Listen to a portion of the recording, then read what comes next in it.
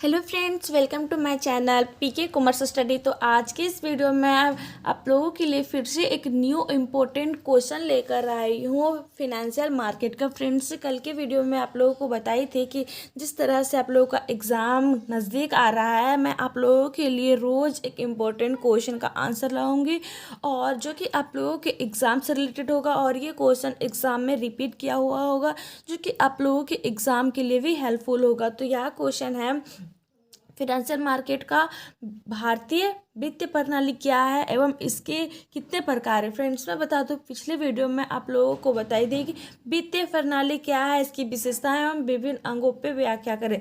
तो आज का यह वीडियो है कि भारतीय वित्तीय प्रणाली क्या है और इसके कितने प्रकार है। तो फ्रेंड्स, मैं बता दूं, यह क्वेश्चन एग्जाम में बहुत बार आया हुआ क्वेश्चन है। उम्मीद है यह क्वेश्चन आप लोगों के लिए भी यूजफुल होगा और आप लोगों के भी एग्जाम में आएगा। तो केयरफुली वीडियो के लास्ट तक बने रहे।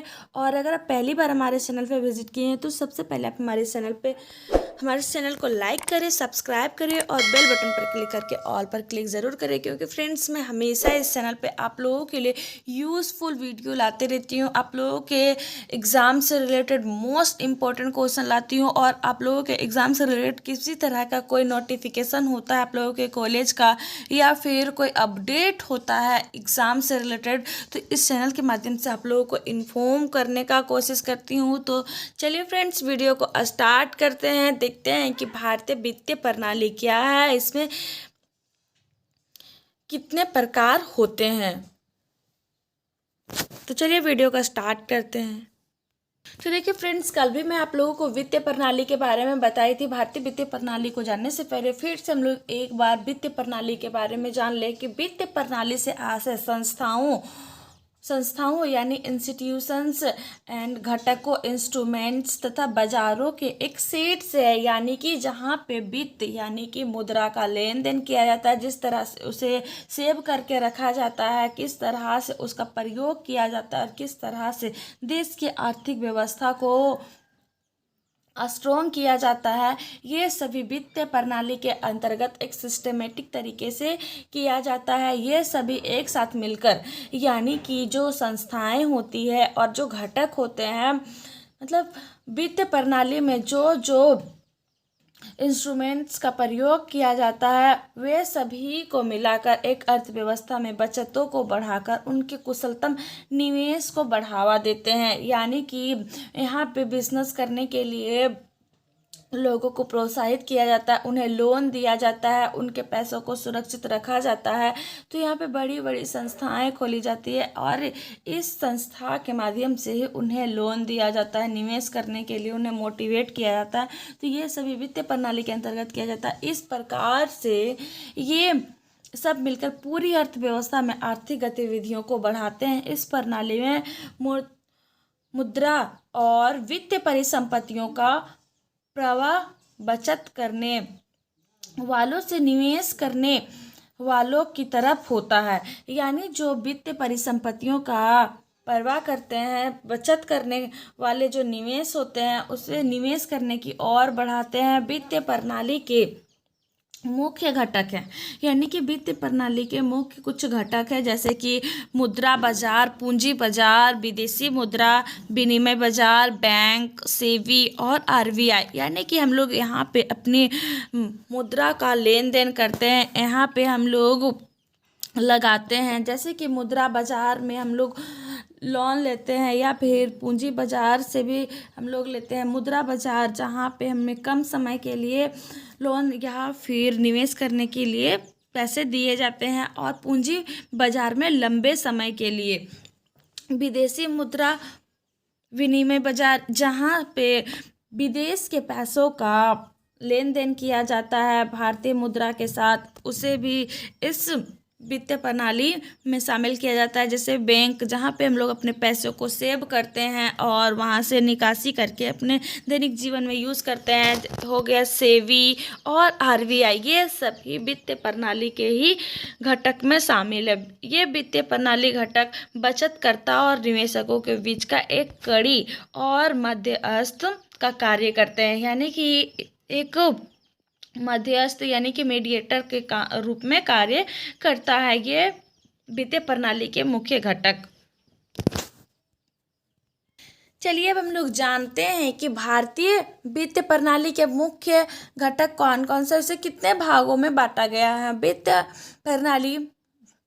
भारतीय वित्तीय प्रणाली को मुख्य दो रूप में बांटा गया है, जैसे कि वही पहला हो गया मुद्रा बाजार और दूसरा हो गया पूंजी बाजार।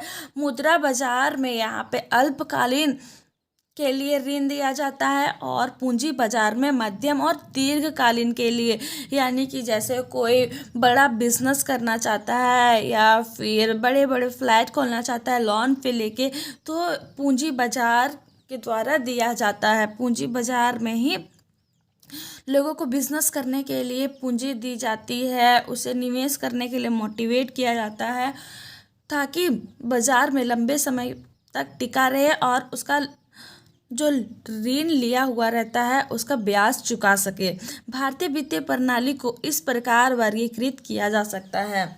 देखिए अब हम लोग एक डायग्राम के माध्यम से समझेंगे कि इसके कितने प्रकार है वित्तीय प्रणाली के और किस तरह से हम लोग अपने जीवन में प्रयोग करते हैं। भारतीय वित्तीय प्रणाली का किस तरह से हम लोग फॉलो करते हैं। देखिए दिया गया है इंडियन फाइनेंशियल सिस्टम, यानी कि भारतीय वित्तीय प्रणाली। तो यहाँ पे फर्स्ट में आ जाता है financial market, financial instruments, regulators, intermediators और बैंकिंग सिस्टम। तो फिनेंशियल मार्केट में आ जाता है मनी मार्केट, कैपिटल मार्केट, और कैपिटल मार्केट में आ जाता है primary market and secondary market. और फिनेंशियल इंस्ट्रूमेंट्स के रूप में हम लोगों के पास उभर कर आता है money market instruments and capital market instruments, यानी कि एक घटक के रूप में हमारा मदद करता है। रेगुलेटर्स में मतलब कि जो वित्तीय प्रणाली में नियम लागू किए जाते हैं, आरबीआई और सेबी के माध्यम से नियम लागू किए जाते हैं और उसी के तहत इंटरेस्ट और लोन दिया जाता है।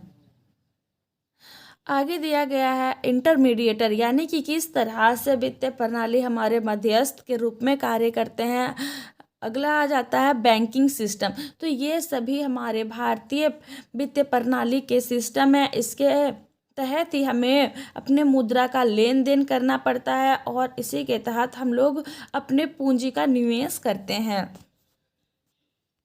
देखिए यहाँ पे दिया है वित्तीय प्रणाली का निर्माण वित्तीय संस्थानों द्वारा प्रदान किए गए उत्पादों और सेवाओं से हुआ है, यानी कि वित्तीय प्रणाली का निर्माण जो वित्तीय संस्थान है, पैसों से लेन देन किया जाता है, मुद्रा का जो संस्था है जहाँ पूंजी बाजार मुद्रा बाजार द्वारा ही जो उत्पाद होते हैं और सेवाएं होती है, यहीं से इसका निर्माण किया गया है। जैसे कि जिसमें आ जाता है बैंक, बीमा कंपनियां, पेंशन फंड, संगठित बाजार और कई अन्य कंपनियां शामिल है जो आर्थिक लेन देन की सुविधा प्रदान करती है। लगभग सभी आर्थिक लेन देन एक या एक से अधिक वित्तीय संस्थानों द्वारा प्रभावित होते हुए स्टॉक और बॉन्ड जमा राशि पर ब्याज का भुगतान उधार मांगने वालों और ऋण देने वालों को मिलाते हैं तथा आधुनिक अर्थव्यवस्था की भुगतान प्रणाली को बनाए रखते हैं। भारत में कराधान एक अवलोकन है, यानी कि भारत में किस तरह से वित्तीयों पे कर लगाया जाता है, किस तरह से भारतीय मुद्रा पे कर लगाया जाता है, इसका भी एक अवलोकन किया जाता है। इस प्रकार के वित्तीय उत्पाद एवं सेवाएं किसी भी आधुनिक वित्तीय प्रणाली के निम्नलिखित मौलिक उद्देश्यों पर ही आधारित होता है। तो चलिए हम लोग देखेंगे अब कि इसके मौलिक उद्देश्य क्या क्या होते हैं वित्तीय प्रणाली के।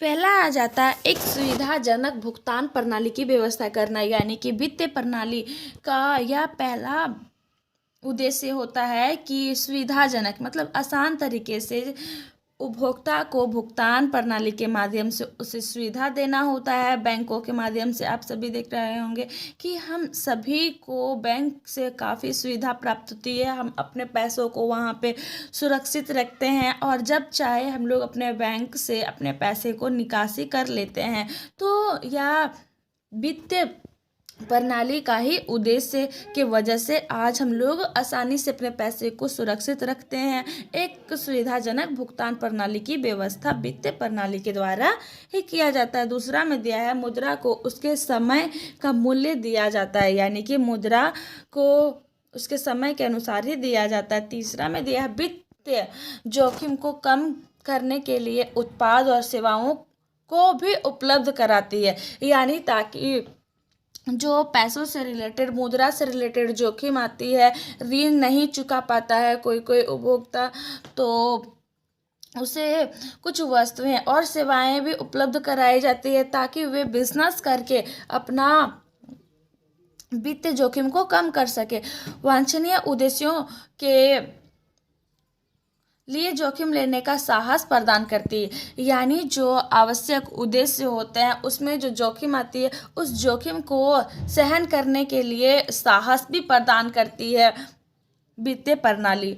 चौथा में दिया है एक वित्तीय बाजार के माध्यम से साधनों का अनुकूलतम आवंटन होता है, साथ ही बाजार में आर्थिक उतार चढ़ाव की समस्या निजात मिलती रहती है, यानी कि बाजार में हमें उतार चढ़ाव देखना ही पड़ता है। कभी हमें ज़्यादा मूल्यों पे ऋण मिलता है तो कभी कम इंटरेस्ट पे मिलता है, तो यानी कि बिजनेस भी अगर हम लोग करते हैं तो बिजनेस में भी हमारा लॉस और प्रॉफिट होते रहता है। इसीलिए यहाँ पे कहा गया है कि वित्तीय बाजार के माध्यम से साधनों का अनुकूलतम आवंटन किया जाता है, अनुकूल रूप से उसे डिवाइड किया जाता है और साथ ही बाजार के आर्थिक उतार चढ़ाव की समस्याओं से निजात कराया जाता है ताकि जो बिजनेसमैन है उसे जोखिम का सामना ना करना पड़े।